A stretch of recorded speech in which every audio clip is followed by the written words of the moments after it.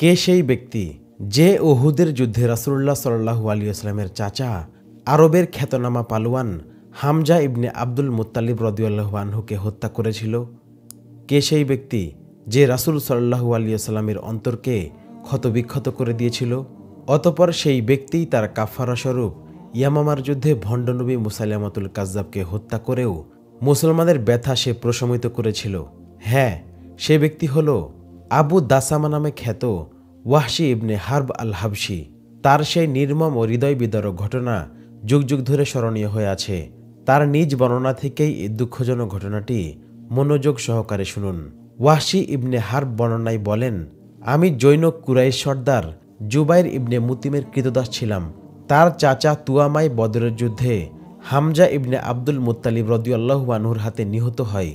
এতে সে চরমভাবে শোকাহত ও ক্ষুব্ধ হয় এবং লাত ও উজ্জার নামে শপথ করে বলে যে সে অবশ্যই হামজা ইবনে আব্দুল মুত্তালিব থেকে তার চাচার রক্তের প্রতিশোধ নেবে। এই শপথের দাবি পূরণে সে হামজা রাদিয়াল্লাহু আনহুকে হত্যার সুযোগ খুঁজতে থাকে। কিছুদিন পর কুরাইশ নেতৃবৃন্দ উহুদের প্রান্তরে মুহাম্মদ সাল্লাল্লাহু আলাইহি ওয়াসাল্লামকে চিরতরে এ দুনিয়া থেকে বিদায় এবং বদরের যুদ্ধে চিরতরে তাদের নিহত আত্মীয়স্বজনদের রক্তের প্রতিশোধের লক্ষ্যে যুদ্ধে অবতীর্ণ হওয়ার সিদ্ধান্ত নেয়। সে উদ্দেশ্যে সেনাবিন্যাসের কাজ আরম্ভ করে। নির্দিষ্ট কোঠায় পৌঁছানোর জন্য মিত্রদের সহ সর্বস্তরের যোদ্ধা সংগ্রহের কাজ চলতে থাকে। সর্বাত্মক প্রস্তুতির পর আবু সুফিয়ান ইবনে হারবকে সেনাপতি নিযুক্ত করা হলো। কুরাইশ সেনাপতি আবু সুফিয়ান সৈন্যদের যুদ্ধে উত্তেজিত করা এবং তারা যাতে যুদ্ধক্ষেত্র থেকে পালিয়ে না যায় সেজন্য প্রতিবন্ধকতা সৃষ্টির উদ্যোগ নেয়। সে লক্ষ্য অর্জনের কৌশল হিসেবে বদর যুদ্ধে তাদের পিতা, ভাই, ভাতিজা, চাচা, ফুফা এবং অন্যান্য আত্মীয়স্বজন নিহত হয়েছে। তাদের পরিবারের মহিলাদের সমন্বয়ে গঠিত একটি দলকে যুদ্ধের ময়দানে নিয়ে যাওয়ার ঘোষণা দেয়। তার পরিকল্পনা মোতাবেক যেসব মহিলা এ যুদ্ধে তার সঙ্গে অংশগ্রহণ করে তাদের মধ্যে তার স্ত্রী হিন্দ বিনতে উতবা ছিল সর্বাগ্রে, কারণ তার পিতা, চাচা, ভাই সবাই বদর যুদ্ধে নিহত হয়েছিল। ওয়াহশী ইবনে হারব তার বর্ণনা অব্যাহত রেখে বলে, জিঘাংসায় উদ্ভূত সেনাবাহিনী রওনা হওয়ার পূর্বক্ষণে জুবাইর ইবনে মুতিমের দৃষ্টি আমার প্রতি আকৃষ্ট হয়। সে আমাকে উদ্দেশ্য করে বলে, আবু দাসামা, তুমি কি দাসত্বের জিঞ্জির থেকে নিজেকে মুক্ত করতে চাও? তাকে পাল্টা প্রশ্ন করলাম, এমন কে আছে যে আমাকে এ কাজে সহায়তা করতে পারে? সে উত্তর দিল, আমি তোমাকে এ কাজে সহায়তা করতে প্রস্তুত। জিজ্ঞাসা করলাম, কিভাবে?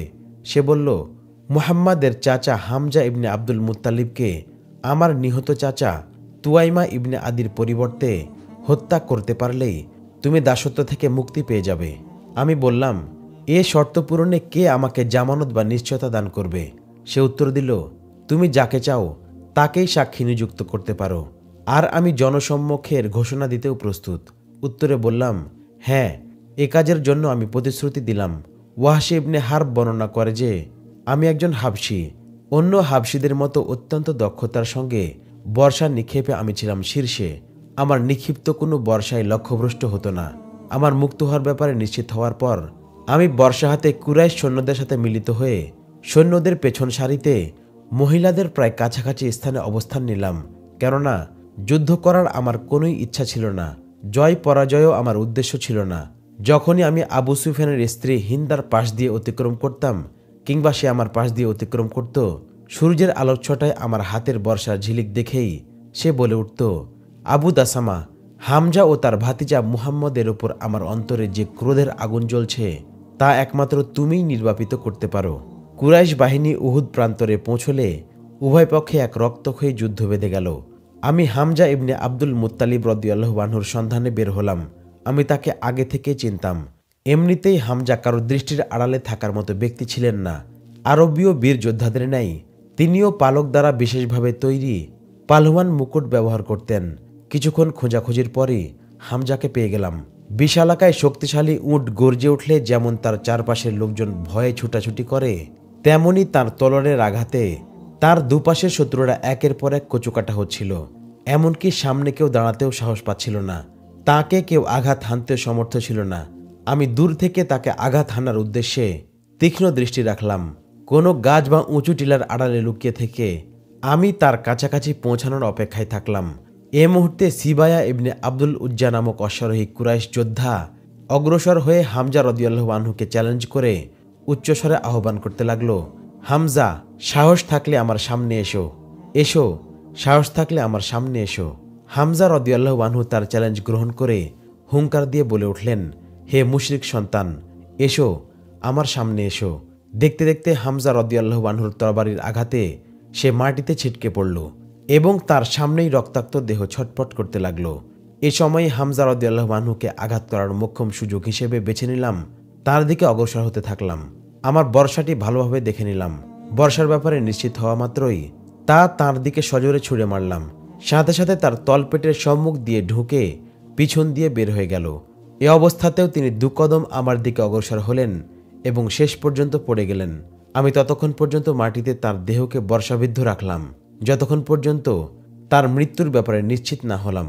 অতঃপর তার দেহ থেকে বর্ষা খুলে নিয়ে নিজ তাঁবুতে গিয়ে নিশ্চিন্তে বসে পড়লাম, কারণ যুদ্ধের জয় পরাজয়ে আমার কোনো আগ্রহ ছিল না। হামজাকে হত্যা করার মাধ্যমে দাসত্বের শৃঙ্খল থেকে মুক্তি পাওয়াই আমার একমাত্র লক্ষ্য ছিল। যুদ্ধ তুমুল আকার ধারণ করল। উভয় পক্ষে ধাওয়া পাল্টা ধাওয়া চলতে লাগলো। এক পর্যায়ে রণক্ষেত্রের নিয়ন্ত্রণ মুহাম্মদ সাল্লাল্লাহু আলাইহি ওয়াসাল্লামের সাহাবীদের বিপক্ষে চলে গেল। তাদের অনেক প্রাণহানি ঘটল। তখন হিন্দা বিনতে উতবার নেতৃত্বে নর্তকীদের একদল ছুটে গিয়ে কুরাইশ সৈন্যদের পিছনে মুসলমানদের মৃতদেহকে বিকৃত, মৃতদেহের অঙ্গ প্রত্যঙ্গ, কান, নাক ইত্যাদি কেটে ও চোখ উপড়ে ফেলার মতো চরম নৃশংস আচরণ করতে লাগলো। তারা শহীদ সাহাবীদের পেট কেটে দেহ থেকে কলিজা বিচ্ছিন্ন করতে থাকলো, চক্ষু উপড়ে ফেলতে থাকলো, নাক ও কান কেটে তাদের পরিচয়ের বিকৃতি ঘটাতে থাকলো। তাদের ওইসব কাটা নাক, কান, চক্ষু দ্বারা গলার মালা ও কানের বালি তৈরি করে পরিধান করে মনের ক্ষোভ মেটাতে লাগলো।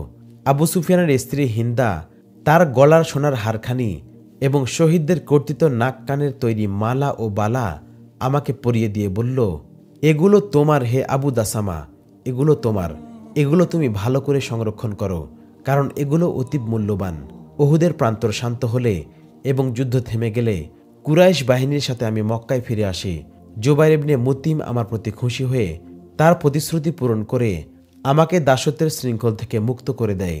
তখন থেকে আমি স্বাধীন মানুষের মর্যাদা লাভ করি। অপরদিকে মুহাম্মদ সাল্লাল্লাহু আলাইহি ওয়াসাল্লামের দাওয়াত প্রতিদিনই সম্প্রসারিত হতে লাগলো। প্রতি মুহূর্তেই মুসলিম জনশক্তি বৃদ্ধি পেতে থাকলো। মুহাম্মদ সাল্লাল্লাহু আলাইহি ওয়াসাল্লামের দাওয়াত যত দ্রুত বিস্তার লাভ করতে থাকলো, আমিও তত বেশি চিন্তাযুক্ত হতে লাগলাম। ভয় ও আশঙ্কা আমার মন মানসিকতাকে ভীষণভাবে আক্রান্ত করে ফেলল। এই দুশ্চিন্তা দুর্ভাবনার মাঝেই মুহাম্মদ সাল্লাল্লাহু আলাইহি ওয়াসাল্লাম তার দুর্ধর্ষ মুসলিম বাহিনী নিয়ে বিজয়ের বেশে মক্কায় প্রবেশ করলেন। কাল বিলম্ব না করে আমি তায়েফকে নিরাপদ আশ্রয়স্থান ভেবে সে উদ্দেশ্যে মক্কা থেকে পলায়ন করলাম। কিন্তু দেখতে না দেখতেই নামে মাত্র প্রতিরোধ করে তায়েফবাসীরাও ইসলামে দীক্ষিত হওয়ার পরিকল্পনা করল।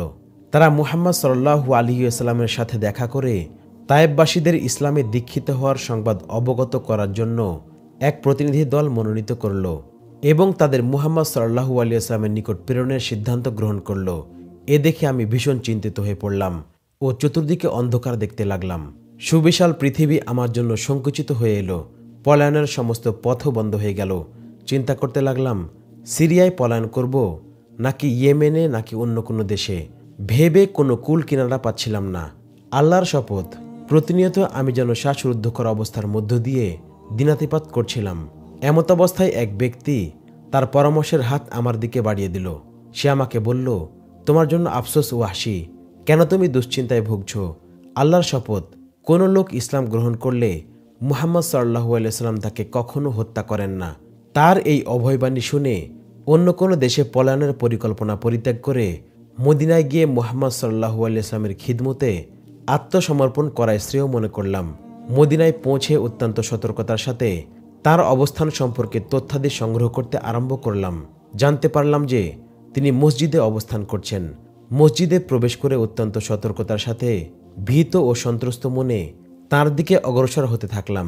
এমনকি তার একেবারে মাথার উপরে গিয়ে উচ্চস্বরে বলে উঠলাম, আশহাদু আল্লা ইলাহা ইল্লাল্লাহ ওয়া আশহাদু আন্না মুহাম্মাদান আবদুহু ওয়া রাসূলুহু।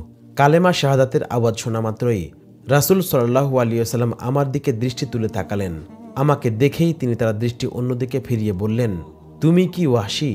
আমি ভয়ে থরথর করে কাঁপতে কাঁপতে আতঙ্কিত অবস্থায় উত্তর দিলাম, হে আল্লাহর রাসূল, আমি ওয়াহশী ইবনে হারব।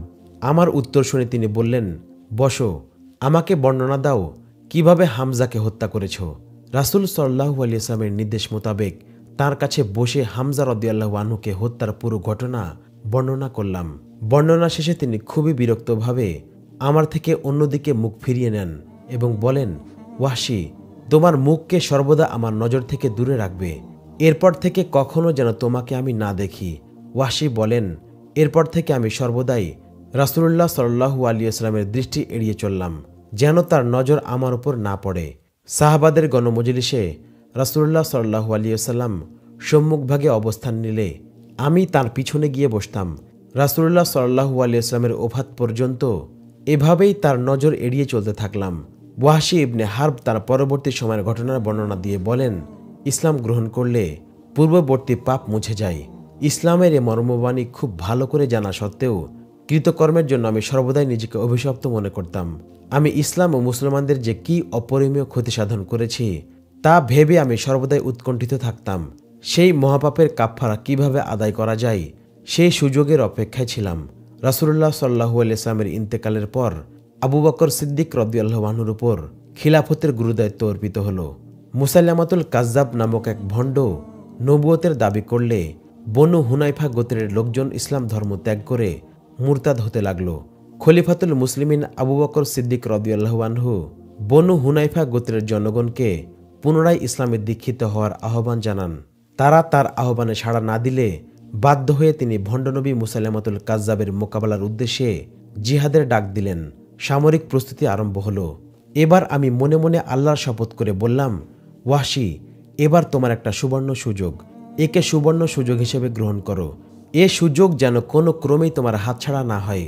যে বর্ষা দিয়ে সাইয়্যিদুশ শুহাদা হামজা ইবনে আব্দুল মুত্তালিব রাদিয়াল্লাহু আনহুকে শহীদ করেছিলাম, সেই বর্ষাখানা হাতে নিলাম এবং শপথ গ্রহণ করলাম, এর দ্বারা মুসাইলামাতুল কাজ্জাবকে হত্যা করব, নয়তো এ যুদ্ধে অবশ্যই শাহাদাত বরণ করব। সেই বিশাল বাগান, যে বাগান মুরতাদদের মৃতদেহের স্তূপে ভরে গিয়েছিল, যা ইসলামের ইতিহাসে হাদিকাতুল মাউত নামে খ্যাত। যুদ্ধের এক পর্যায়ে সেই বাগানে আশ্রয় গ্রহণ করেছিল মুসাইলামাতুল কাজ্জাব ও তার বাহিনী।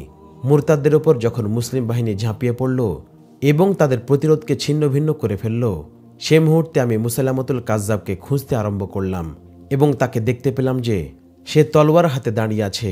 আমি যেভাবে তাকে লক্ষ্যবস্তু করেছিলাম ঠিক সেভাবেই অপর এক আনসারী যুবকও তাকে লক্ষ্যবস্তু করেছিল। আমাদের উভয়ের লক্ষ্য ছিল তাকে হত্যা করা। সুযোগ বুঝে আমার বর্ষা তাক করে নিলাম এবং সজোরে তার দিকে নিক্ষেপ করলাম। বর্ষা তার দেহ ভেদ করে বিপরীত দিক দিয়ে বের হয়ে গেল। ঠিক একই মুহূর্তে, যে মুহূর্তে আমার বর্ষা তাকে ভেদ করে বিপরীত দিক দিয়ে বের হয়ে পড়ে, সেই আনসারী যুবক সাহাবীও তার ওপর ঝাঁপিয়ে পড়ে এবং সজোরে তলোয়ারের আঘাত হানে। আল্লাহ ভালো জানেন যে আমাদের দুজনের কার আঘাতে ভণ্ডনবী মুসাইলামাতুল কাজ্জাব নিহত হয়েছে। ওয়াহশী রাদিয়াল্লাহু আনহু বলেন, আমি যদি তার হত্যাকারী হই তাহলে মহানবী সাল্লাল্লাহু আলাইহি ওয়াসাল্লামের সবচেয়ে আপন ব্যক্তির যেমন আমি হত্যাকারী, তেমনি সবচাইতে ঘৃণিত পাপিষ্ঠের হত্যাকারীও আমি।